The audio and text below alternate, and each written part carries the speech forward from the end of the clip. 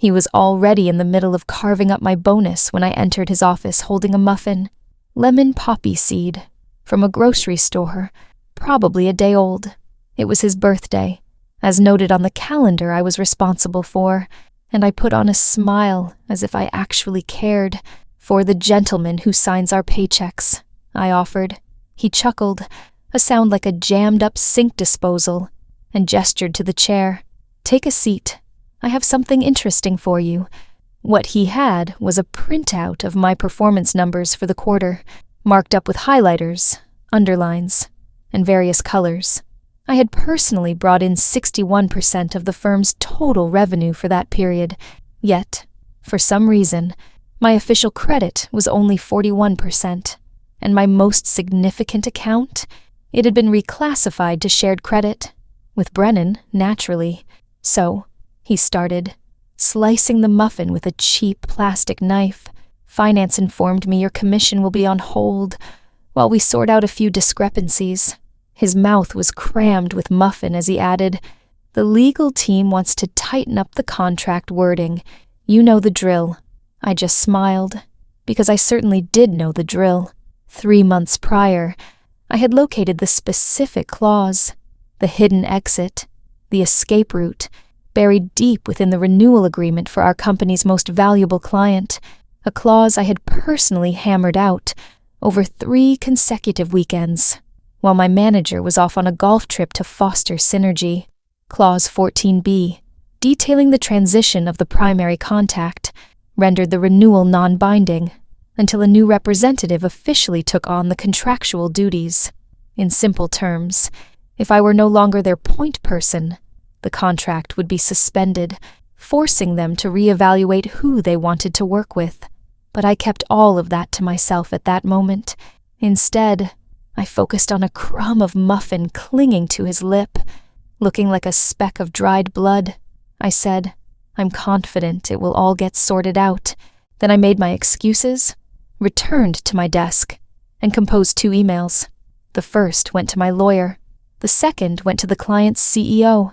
The subject line read, "Moving forward, new representation."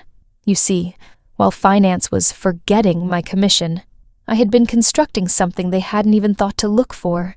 I had secured a small office space using my maiden name, established an LLC, bought a custom domain, created a parallel CRM system, and recruited a finance coordinator from a rival firm, one who disliked her previous job enough to join me for half her former pay, and a taste of vengeance. And I had taken one other step. I had purchased the URL for their agency's name, followed by the word "sucks," just to be safe. By the time Monday morning arrived, the whole operation was in motion. I showed up late, no coffee in hand, no makeup on, just a small thumb drive in my pocket and a quiet resolve on my face. Brennan gave a little wave from his desk across the office. The CEO's executive assistant tried to pull me aside to discuss a quarterly presentation deck. I just nodded and let them speak. 10:07 a.m. A mass email was sent out by the client's internal communications team. "We will not be proceeding with the renewal of our contract with Valerius Group. We are grateful for their 5 years of service." The subject line, "Transitioning to a boutique agency with deeper insight and aligned values." A beat of silence fell, followed by the sound of office chairs swiveling in unison. Teamstream channels began flashing like arcade games. Brennan's mouth hung open and shut like a fish desperate for air. My boss, the one with muffin crumbs still caught in his beard, slammed his office door so forcefully that the doorframe splintered. I settled into my chair, opened a fresh browser tab, typed Valerius Group sucks into the search bar, and smiled. The first one to crack wasn't my boss. It was Isolde from PR. She worked 2 rows behind me, was always in a soft cashmere cardigan, and never cursed any louder than a whisper. But when the client's farewell email landed in her inbox, she rose to her feet, in the middle of a sip of peppermint tea, and said, quite clearly, "Oh shit." Her hands trembled as she gripped her mouse. "That's their biggest account. That's our major client. Not any longer. If the rest of the team hadn't yet grasped the situation, Valerius Group now had only one remaining structural support, a single account, holding up the entire revenue pyramid, and I was the person who had built it up from nothing but cold calls. From strategy decks, I worked on late into the night, while Brennan was at after-work networking events, with women who weren't even in the marketing field. Now that account was lost, and to make matters worse, they didn't just depart quietly, they broadcasted it. I had assisted them in drafting the announcement myself, even proposing the phrase, "values misalignment." I knew precisely where it would appear in the industry newsletter that Monday morning, as I had even ghostwritten a career link post for their VP of growth. It was already gaining major traction by the time our office printer began spitting out frantic pages of client retention plans. By 10:15, the conference room doors were locked. I wasn't invited, but I could see their silhouettes through the frosted glass. My boss was pacing, the legal counsel was whispering, and someone from HR was typing on a laptop, perspiring so heavily that the screen seemed to mist over. Brennan was in there as well. He actually had the audacity to wear his Q4 finisher sweatshirt, the one he'd bought from an artisan marketplace, after I single-handedly closed 3 enterprise-level contracts and allowed him to put his name on the pitch decks. He looked like a college kid attending a funeral. In the meantime, I opened our company's team stream and posted a message in the main channel. Just a gentle reminder. Commissions are a tool for retaining talent, not for threatening it. 3 emoji reactions appeared, then 11, then the message vanished entirely, deleted by an administrator. So I posted it once more, in bold this time. I included a screenshot showing the missing funds from my pay stub, and a timestamp from the email I had sent to finance on Friday afternoon, flagged as urgent. 2 minutes later, my company email account was shut down. 3 minutes after that, my keycard was deactivated. 5 minutes later, they sent someone to escort me out. The junior HR representative they chose looked on the verge of tears. "I'm so very sorry. They just instructed me to—" I interrupted her. "You can inform them that I'm leaving, but not because they're forcing me to." She blinked. "Are you resigning?" I gave her a folder. Inside was my formal resignation, a printout of the email correspondence, and a signed letter from my new agency confirming my position, founder and managing partner. Before I left, I stopped and looked over the office floor, a sea of cubicles, fluorescent lights, and dusty artificial plants. This place had once seemed like a stepping stone. Now it just looked like a tomb constructed from slide deck presentations and passive-aggressive coffee mugs.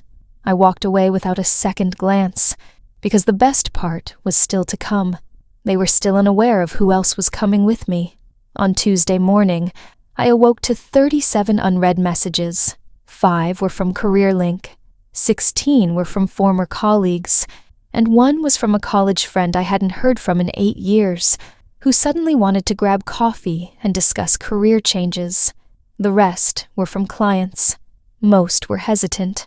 A few were subtly aggressive, but one, the one that counted, said, "We would love to hear your perspective on strategy without the corporate bureaucracy." Success. I didn't reply immediately. I let the silence do its work.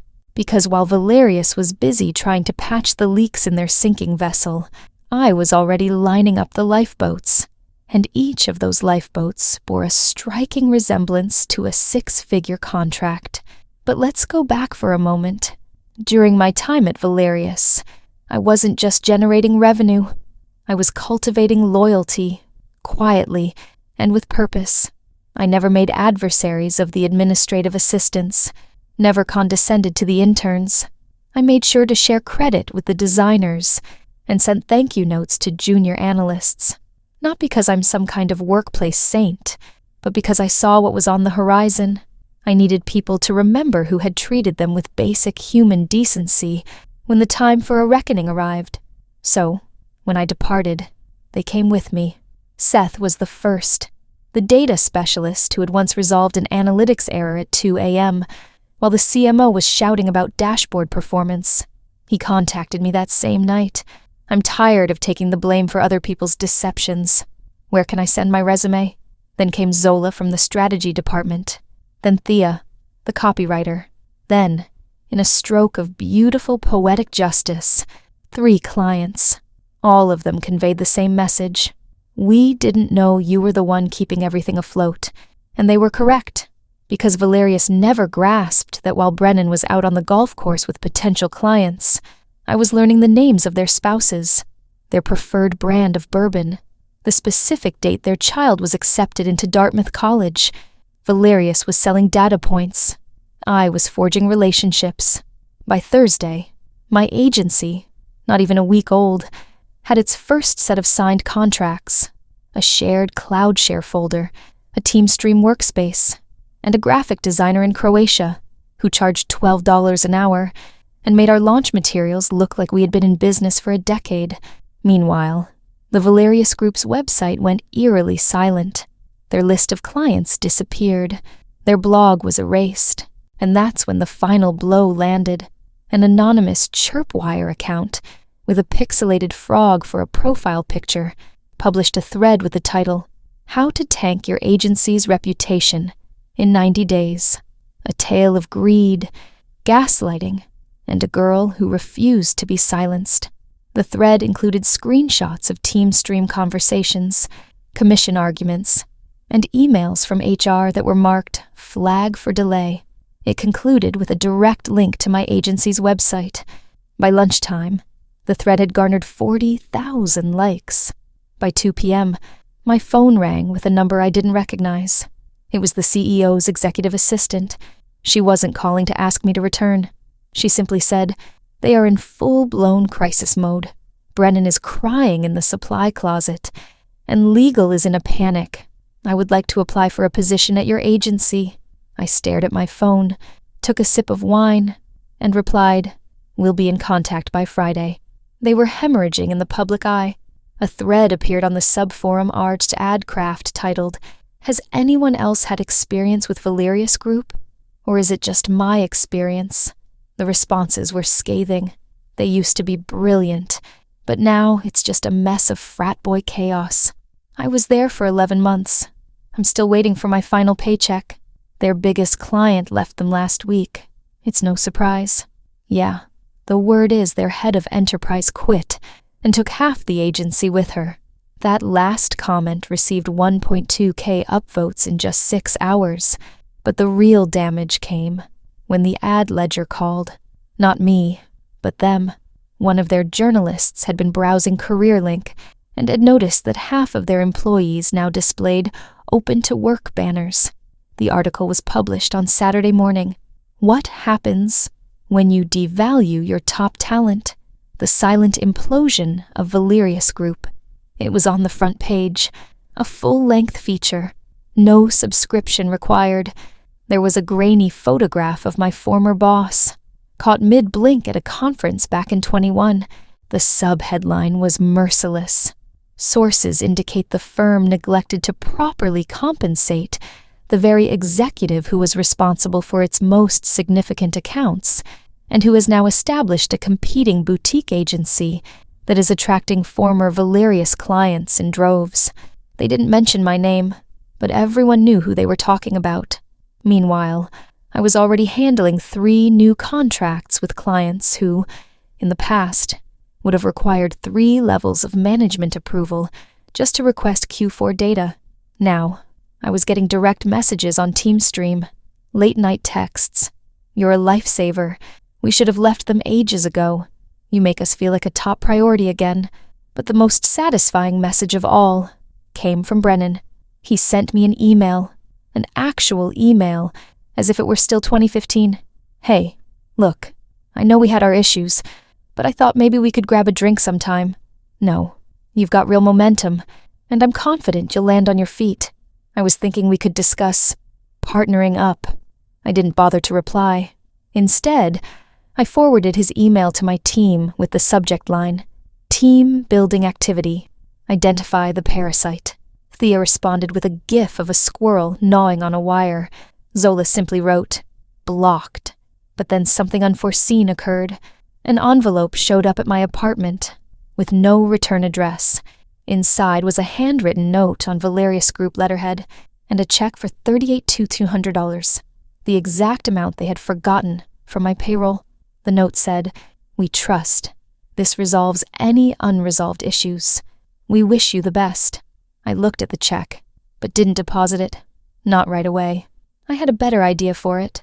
Something more spiteful, more conspicuous, more public, and I had just the right stage for it. In 2 weeks, Valerius was set to be a sponsor at a regional leadership conference. They always secured a booth, handed out branded merchandise, got a keynote speaking slot, the whole package. But who do you think held the registration rights for the Valerius booth name? Not Valerius Group. Me. I had purchased the domain, trademarked the brand, and had just paid to claim their spot, right in the center of the main floor. I called Seth and said, "Let's go build a monument." He asked, "To what?" I grinned. To the power of remembering what they chose to forget. The conference hall reeked of stale ambition and cheap cologne. It was filled with sales guys in Terrawalks and executives in summit vests, all attempting to discuss disruption while nursing hangovers from the previous night's networking event. Booths were everywhere. AI companies nobody trusted, branding firms with minimalist logos, and pathetic bowls of candy. And then there was our booth, right at the front, in the center, a sleek, matte black background with simple white text. "Remember who built your brand."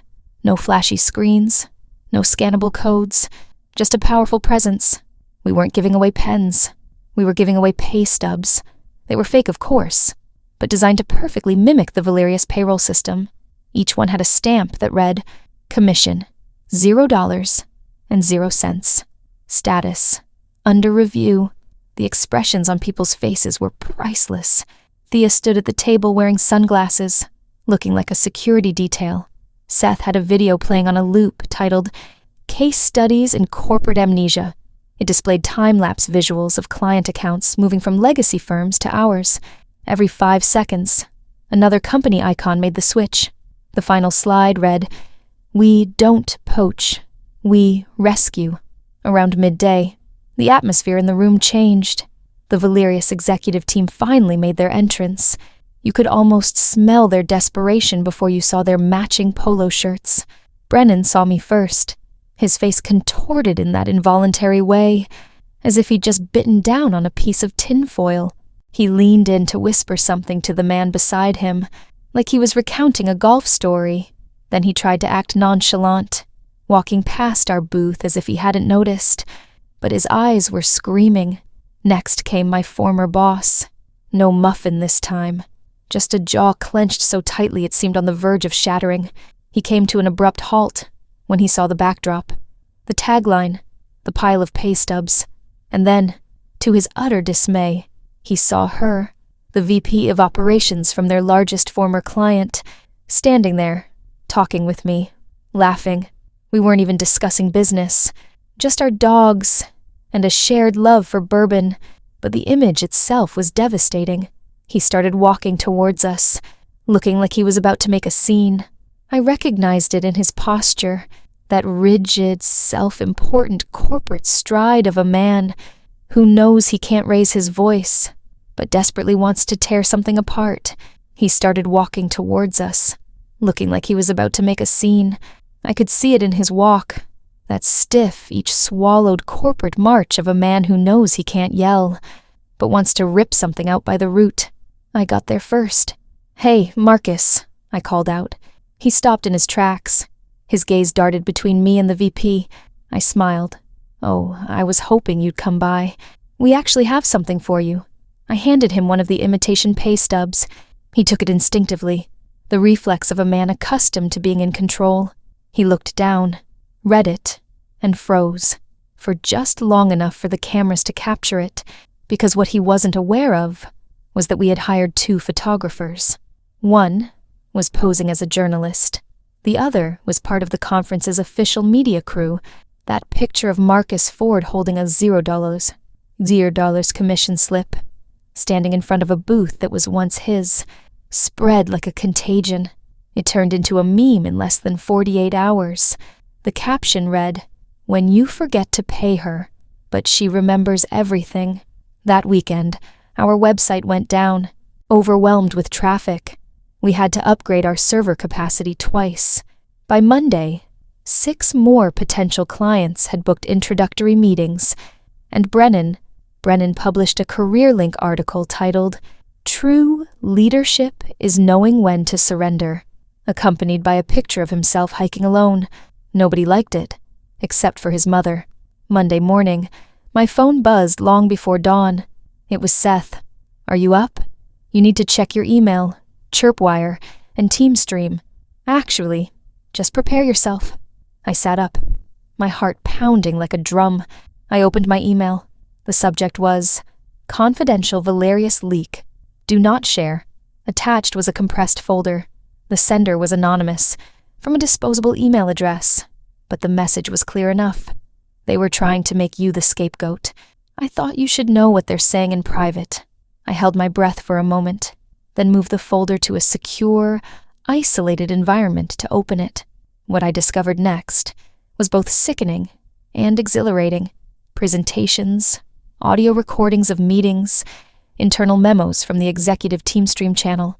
They had initiated an internal PR campaign, codenamed Project Phoenix. The main objective, to portray my departure as an act of sabotage by a disgruntled former employee, to circulate rumors about my supposed mental instability, to leak carefully chosen Teamstream messages, to suggest I was having emotional breakdowns. They even had a draft of a media pitch. When top performers crack, the unseen dangers of over-relying on a single talent. They had created a complete SWOT analysis on me: strengths, client loyalty, industry standing, strategic mind, weaknesses, emotional vulnerability, potential NDA breaches, lack of a formal MBA, opportunities, discredit her with key clients, intimidate former employees into silence, threats. She is more intelligent than we realized. She is winning. I didn't feel rage. I felt a sense of pure clarity. They had never shown me any respect, not during the 80-hour work weeks, not when I single-handedly restored their client pipeline after a major data security failure, not even when I was carrying 60% of the Q3 revenue on my shoulders, like a pack animal, while Brennan was presenting my slides with his name on the cover page. They hadn't just forgotten to pay me. They had expected me to stay silent and fade away, but now I had their entire strategy. I sent it to Thea. She didn't reply with text, just a single 30-second audio clip of her gasping with laughter. By that afternoon, we were taking action. We didn't release it to the public. Not right away. That would have been too straightforward, too predictable. Instead, we began our own quiet counter-campaign. We gave our clients subtle hints. If they ask you about me, please feel free to tell them I have been nothing but professional. If they suggest anything different, I have the documentation to prove it. Our new hires, we shared the Project Phoenix documents with them and watched their determination catch fire. Even Isolda from PR, Gentle Sweater Isolda, posted a cryptic tweet. It's strange how the same people who advocate for mental health awareness are the first to call you unstable when you're no longer of use to them. It was featured in Incourts magazine the following day, but the decisive moment came that Friday. A journalist from Circuit magazine, the same one Valerius had attempted to pitch their disgruntled diva story to, contacted me. "I've seen the presentation," she said. "The whole thing. An anonymous source sent it. Would you like to provide a comment before we publish?" I was silent for a full 5 seconds. Then I responded, "Only if I get to write the final paragraph." She thought for a moment, then agreed. Done. I opened a new document and typed a single sentence. They didn't lose me because I cracked. They lost me because they expected me to stay silent. What came next was a public exposure and one last personal visit. The Circuit magazine article hit like a firebomb in a silk factory. The ghost in the pipeline, How Valerius Group tried to bury its best and dug its own grave instead. It was masterfully written, merciless, well-researched, and fatally precise. The author didn't just reference the leak. They meticulously detailed the betrayal. There were paragraphs about my withheld commissions, redacted team stream conversations, and off-the-record meetings where Brennan had suggested I was emotionally unstable after a breakup. Fun fact, I had broken up with him on 2 separate occasions, and both times he had sobbed into a Burger Barn napkin. The article concluded with my sentence, in bold, "They didn't lose me because I cracked. They lost me because they expected me to stay silent." By noon, it was the top post on every marketing forum on the internet. But the moment that stands out the most wasn't the viral spread. It was walking into the Valerius Group office one last time. No, I wasn't invited. I came as a representative of a client. You see, one of the smaller accounts that hadn't yet moved over still had a 2-month contract remaining. They had requested a performance audit, and guess who they asked for? Me. So I walked through those same glass doors, a specter of vengeance dressed in velvet. The receptionist blinked twice. Can I assist you?" I smiled. "I'm here for a scheduled client audit. I believe Marcus is waiting for me." He wasn't. I had barely stepped into the conference room when the atmosphere turned icy. Marcus was at the far end of the table, looking like a shell of his former self. His skin was ashen, the kind of man who used to communicate in career-link platitudes, but now had no material left to borrow from. He didn't even say my name, just stared at me as if I were a harbinger of doom. I took out my laptop and connected it to the projector. The slides appeared. Audit findings, brand at risk, talent exodus, and systemic decay. There was complete silence. Then I began.